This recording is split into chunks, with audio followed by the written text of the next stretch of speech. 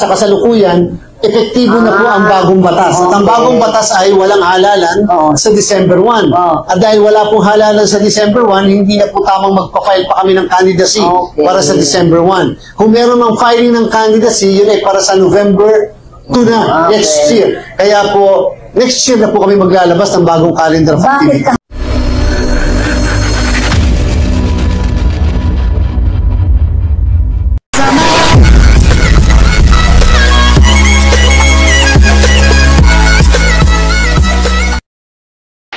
Hello, isang mapagpalang araw ng Biyernes sa ating lahat mga kapobre. So, pizza trace na po ng Oktubre ngayon.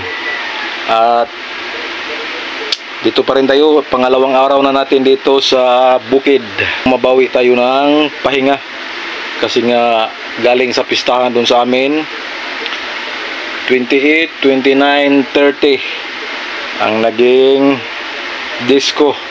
Kaya wala po tayong tulog. Dito tayo bumabawi sa bukid. Maganda dito kasi walang ingay, napakatahimik. Maririnig mo lang yung mga tilaok ng manok tsaka mga huni ng ibon. So panibagong araw, panibagong biyaya, panibagong pag-asa, of course, panibagong vlog mga kapobre. So kahapon ay nag-upload tayo doon sa latest update sa barangay at SK election. At kumpirmado po, sabi mismo ng Comelec na si Comelec Chairman George Erwin Garcia na terminated na po ang kanilang paghahanda para sa BSKA December 1, 2025. So, yung upload natin kahapon ay medyo walang masyadong nanonood. Hindi katulad noong mga nagdaang mga araw pag nag-upload tayo ay sugod kaagad yung mga buzzers. Kisyo fake news daw tayo kasi tuloy daw ang eleksyon sa December 1, 2025. So paano ngayon yan mga kapobre? Mismo na si Comelec Chairman George Garcia, terminate na po ang paghahanda para sa December 1, 2025 barangay at SK election. So pero wag lang kayong mamahala mga kapobre, lalo na yung mga aspirant. Isang taon lang naman yan. Susunod na taon, November 2, yun ang paghandaan. Mas maganda para mas makapaghanda ng maayos ang ating mga aspirant. So ngayon ay idagdag ko lang tong pahayag ni Comelec Chairman George Garcia para sa karagdagang impormasyon ng lahat. Here we go. Kung siya ma-affirm, dapat po tuloy-tuloy kami sa preparation.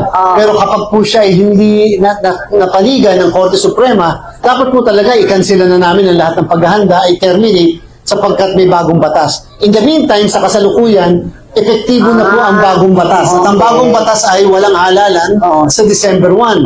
At dahil wala pong halalan sa December 1, hindi na po tamang magpa-file pa kami ng candidacy para sa December 1. Kung meron ng filing ng candidacy, yun ay para sa November 2 na next year. Kaya po, next year na po kami maglalabas ng bagong calendar of activity. Bakit kahapon lang kayo nag-issue? Kasi kahapon lang nag-take-effect yung bagong batas? Hindi naman po, naghintay pa rin tayo ng development mula sa ating Korte Suprema kung talaga po siyempre kahit paano yung call that judicial courtesy, respeto, bilang pagtingin natin na baka nga legal issue yung na-raise. Ni Atty. Makalintal, baka nga medyo katulad ng dati po, nag-issue ng TRO dati. Pero may wala. So ngayon po wala, kaya po tuloy-tuloy yung pagpapatupad ng batas na reset na ang barangay ng SK.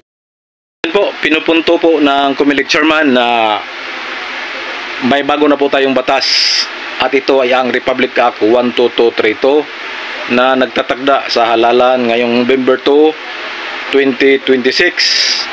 At hanggang ngayon po ay wala naman pong TRO na inisyu ang Korte Suprema. Kaya ang Comelec na ang nagkusa na mag-terminate sa kanilang paghahanda. So yan lang po mga kapobre, yung ating latest update ngayon. Magandang hapon, bye bye and God bless. Ingat po.